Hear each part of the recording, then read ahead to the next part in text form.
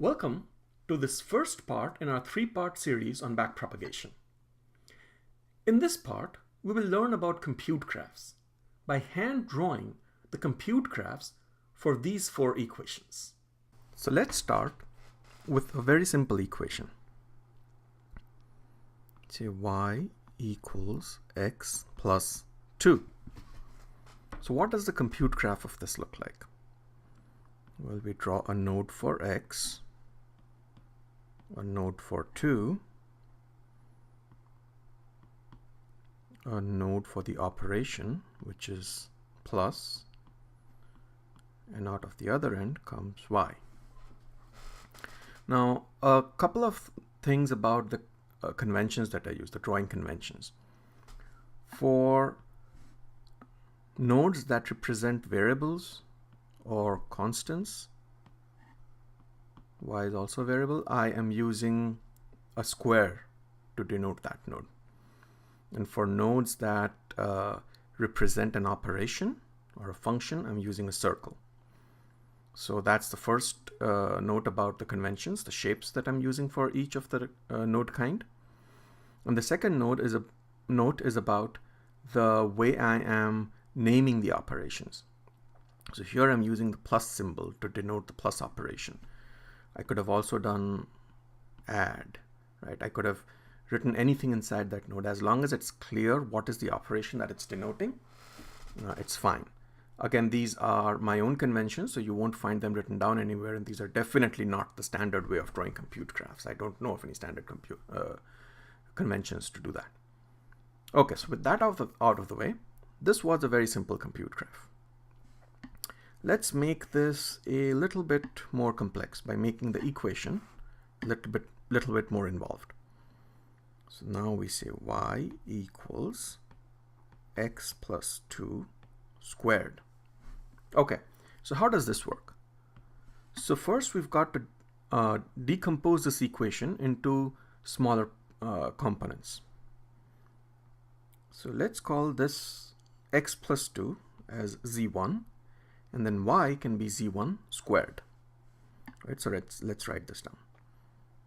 So z1 equals x plus 2,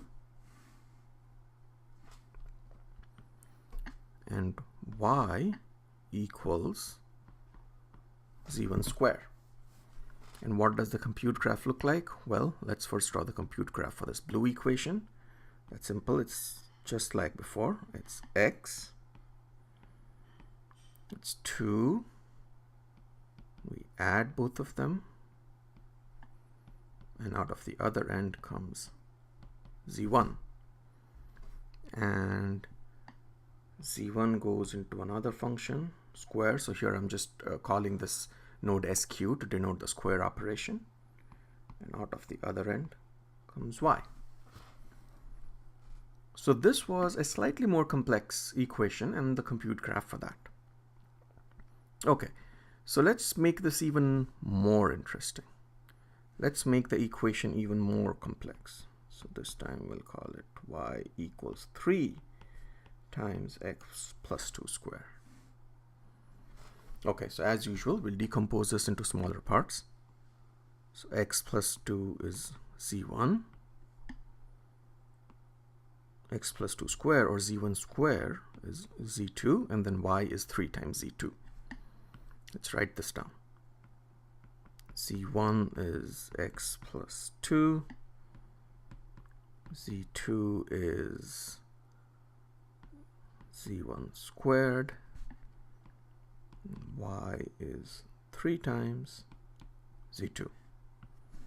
Excellent. So what does the compute graph look like for this? So let's draw the blue equation first. As usual, we've already seen this before. It's x plus 2, out comes z1. Now let's draw the green equation. Again, we've seen this before. Out comes z2. Finally, the black equation. So we multiply them. Out comes y. Now one thing to note here is that the way we are breaking the equation is pretty arbitrary. You could have broken the equation any other way you wanted. So for example, you could have said, I'm going to call this whole thing z1, right? X plus 2 squared is my function, which is z1. And then y is simply 3 times z1. So how would we write that? Well, we would say z1 is x plus 2 squared. Y is simply 3 times z1.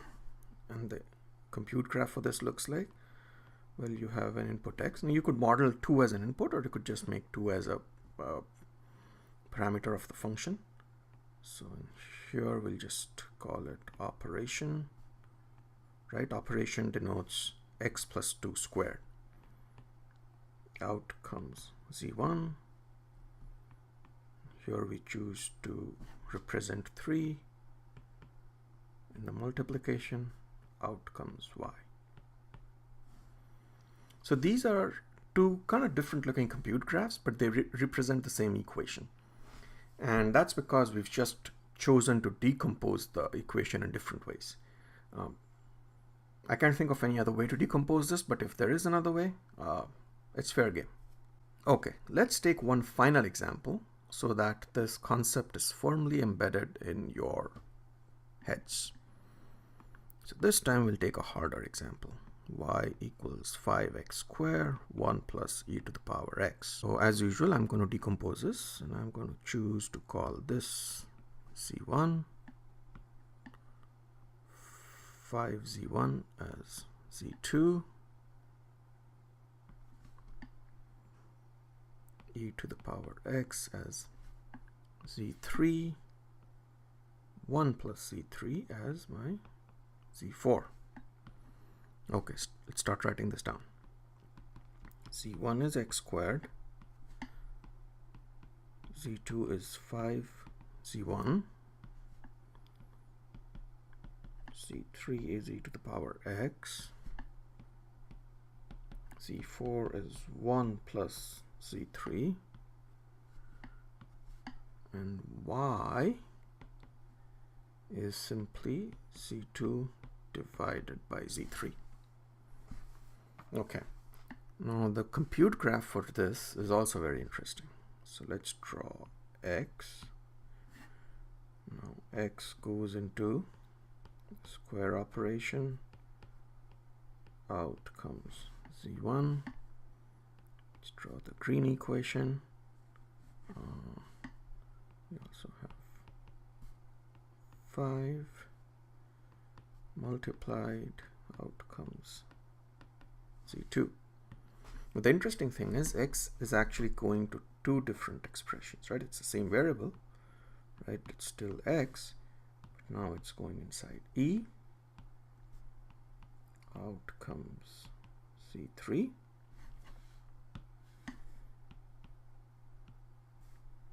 Let's add it to 1. Out comes z4. Finally, the divide operator. z2 and z4 both go in, and out comes y. Since this is a more complex example, let's break it down a bit differently and see if we can draw another compute graph to represent the same equation, right? So what was our equation? Our equation was y equals 5x squared 1 plus e to the power x. Okay, I'm going to call this guy, draw the parents properly. I'm going to call this guy z1, and then I'm going to call this guy z2. Okay, what do I mean? So z1 is 5x squared, z2 is 1 divided by 1 plus e to the power x, right? I can write it like this. And y is simply z1 times z2. Simple. Okay, so let's draw the thing. So we have x, and let's just call this function f1, and out comes z1, and as usual x goes into another function, we'll call it f2, out comes z2, and they both go inside product, and out comes y. So there you have it. We just went through compute graphs for these 4 equations, which went from really simple to pretty complicated. In the next video, we'll actually start doing backpropagation for some of these equations. See you there.